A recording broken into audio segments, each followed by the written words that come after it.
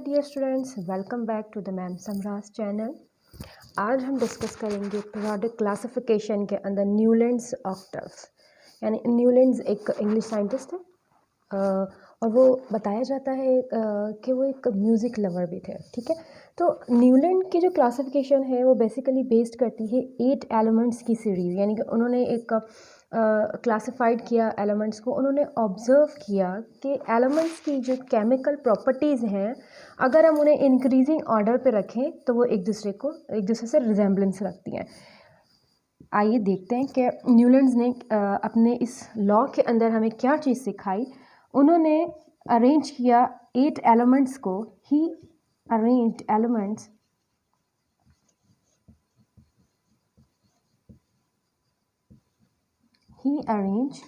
Elements with the increasing order of atomic masses.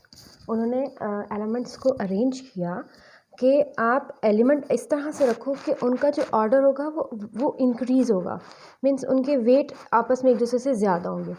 जैसे ही उन्होंने इस तरह अरेंज किया तो उन्होंने ऑब्ज़र्व किया कि एलिमेंट्स की जो केमिकल प्रॉपर्टीज़ हैं, जो 8 एलिमेंट आ रहा है वो रिपीट कर रहा है फर्स्ट एलिमेंट की केमिकल प्रॉपर्टीज़ को।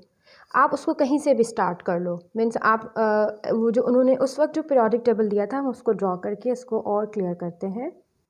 इस टेबल को अगर हम देखें तो उस वक्त भी जितने एलिमेंट्स डिस्कवर हुए थे, न्यूलैंड्स ने उन्हें इंक्रीजिंग ऑर्डर से जो है वो अरेंज किया। ये टेबल एक फॉर्म उस वक्त नहीं बनी थी, बस उन्होंने एक सीरीज़ बना दी थी कि आप एलिमेंट्स को इंक्रीजिंग ऑर्डर के अकॉर्डिंग रख दें। ये टेबल हम अपने समझने के लिए, क्लियरिफाई करने के लिए चीज़ों को हम बना रहे हैं।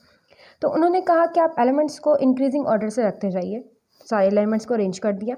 फिर उन्होंने कहा कि ये एलिमेंट्स जो इस सीरीज़ के अंदर 8 एलिमेंट होगा वो अपने फर्स्ट एलिमेंट की प्रॉपर्टी को रिपीट करेगा।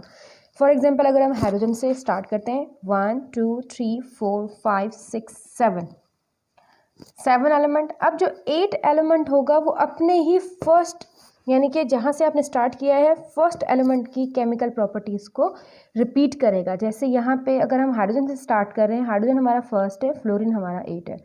जो 8 एलिमेंट की केमिकल प्रॉपर्टी होंगी वो अपने जहाँ से आपने स्टार्ट की सीरीज़ उसके फर्स्ट एलिमेंट को रिपीट करेंगी। हाइड्रोजन और फ्लोरीन में क्या रिजेम्बलेंस है? फ्लोरीन उसकी भी वैलेंसी -1 है और हाइड्रोजन की भी -1 होती है। तो अगर अब हम इसको स्टार्ट करें लिथियम से, हाइड्रोजन की जगह अगर हम लिथियम लें, 1 2 3 4 5 6 7, तो 7 8, ये 8 है और ये 1।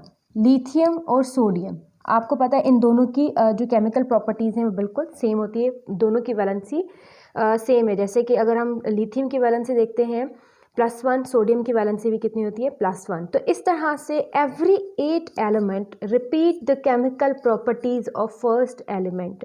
इस सीरीज़ के बिहाफ पे जो न्यूलैंड्स की जो क्लासिफिकेशन थी हम उसे कहते हैं न्यूलैंड्स ऑक्टेव्स। अब इसके कुछ मेरिट और डीमेरिट को हम डिस्कस करते हैं कि किस हद तक कामयाब गया था और किस हद तक ये सारे ही उस वक्त जितने भी एलिमेंट्स डिस्कवर हुए थे उन्हें क्लासिफाई करने में कितना नाकाम रहा था। तो हम डिस्कस करेंगे डीमेरिट एंड मेरिट्स। मीन्स उसकी सक्सेसफुल चीज़ें जो थी, जो यूज़फुल रहीं। सबसे पहले ये पहले साइंटिस्ट थे जिन्होंने जो है वो बताया कि अगर आप एलिमेंट्स को जो है वो अरेंज करेंगे विद देयर एटॉमिक मासेस, यानी कि उन्होंने ये सबसे पहले इंट्रोड्यूस करवाने वाले साइंटिस्ट थे कि उन्होंने इंट्रोड्यूस करवाया एलिमेंट्स को, एलिमेंट्स अरेंज्ड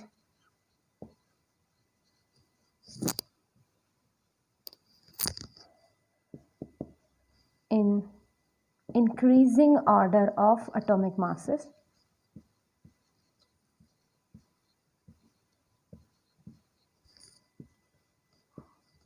ठीक है, और इसके साथ इनका एक और सक्सेसफुल पॉइंट रहा, ठीक है, कि इन्होंने जितने भी लाइटर एलिमेंट्स थे उनको एक साथ मीन्स जो है वो अरेंज किया। लाइटर एलिमेंट्स जो भी हैं वो ग्रुप, उनको एक दूसरे के साथ उन्होंने ग्रुप किया।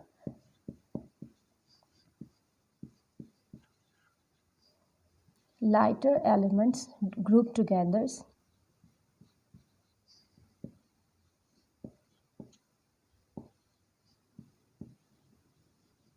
इनका ये एक बड़ा मेरिट रहा।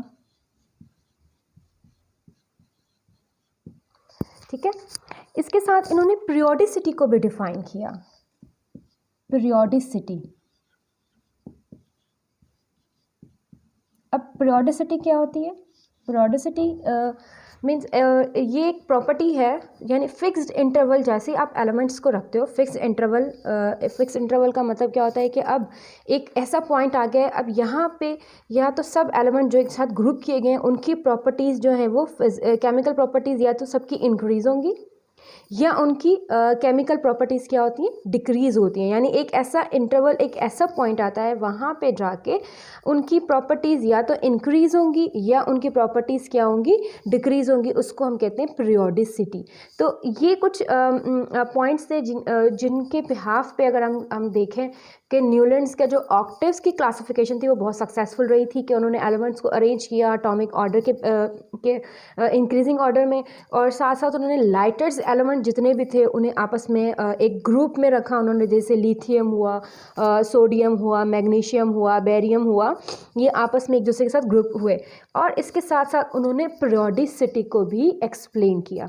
अब कुछ उनके क्लासिफिकेशन की अगर हम बात करें कि वो कहाँ जाके वो क्लासिफिकेशन जो है वो फेल हो गई, यानी वो क्लासिफाई नहीं कर पाए, तो सबसे पहले जो है उस वक्त जो है वो नोबल गैसेस डिस्कवर नहीं हुई थी। नोबल गैसेस के डिस्कवर होने से उनके जो क्लासिफिकेशन थी, ऑक्टेव्स का जो रूल था वो थोड़ा सा डिस्टर्ब हुआ। जैसे ही नोबल गैसेस फाउंड हुई तो उनका जो लॉ था वो 8 की जगह 9th एलिमेंट की तरफ आ गया, कि means every 9th element repeat the property of first element.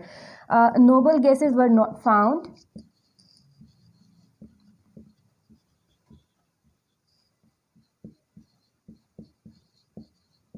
And there is no space for noble gases, जिसकी वजह से उनका एक फेलियर आया। और इसके साथ उन्होंने जो हैवियर एलिमेंट्स थे जो बाद में डिस्कवर हुए, कैल्शियम के बाद जितने भी हैवियर एलिमेंट्स थे उनके लिए भी कोई स्पेस मौजूद नहीं थी, यानी कि उनका वेट इंक्रीजिंग ऑर्डर में नहीं, फिर उनका वेट जो है वो हैवियर एलिमेंट्स थे जिसकी वजह से वो डिस्टर्ब हो रहे थे कि अब उनको किस तरह से अरेंज किया जाए।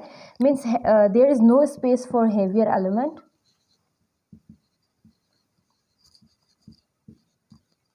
no space for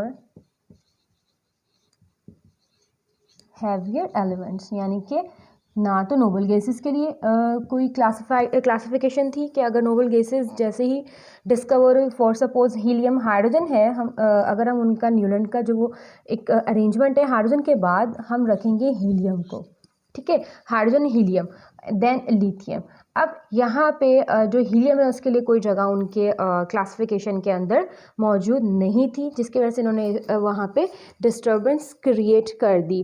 तो ये कुछ डीमेरिट थे जिनके बिहाफ पे जो है वो उनकी क्लासिफिकेशन उस वक्त जितने भी एलिमेंट्स थे डिस्कवर हुए थे उन सब को क्लासिफाई नहीं कर पाया था। उम्मीद है कि आपको न्यूलैंड्स ऑक्टेव समझ में आ गया होगा। एक दफ़ा रिपीट करते हैं, न्यूलैंड्स एक इंग्लिश साइंटिस्ट थे, ठीक है, और एक म्यूज़िक लवर भी थे। उन्होंने जो 8 एलिमेंट रिपीटेशन की बात की, वो अगर हम देखें म्यूज़िकल में नोट्स होते हैं, ठीक है, उसमें 7 वो पार्ट्स होते हैं जो कि 7 के बाद 8 जो आता है वो फर्स्ट वाले को रिपीट करता है। जैसे अगर हम यहाँ पर लिख दें, हम लोग जो इंडियन या उर्दू में जो हमारे सुर जिन्हें हम कहते हैं, सा, रे, गा, मा, पा, धा, नी और फिर सा, मीन सा रे गा मा पा धा नी सा। नी 7 पे आता है और नी के बाद जो आएगा सा वो दोबारा से फर्स्ट। तो इस तरह से जो इनका जो एक ये क्लासिफिकेशन है, ऑथर्स और दूसरे जो हमारे साइंटिस्ट हैं, नोन टीचर्स हैं, वो उसको इस तरह से रिजेम्बलेंस करते हैं कि उन्होंने जो है वो इंग्लिश के नोट्स के जो फंक्शंस होते हैं, जैसे कि 1 to 7 और 7 के बाद दोबारा से 8 रिपीट होता है, वो फर्स्ट वाला ही रिपीट होता है।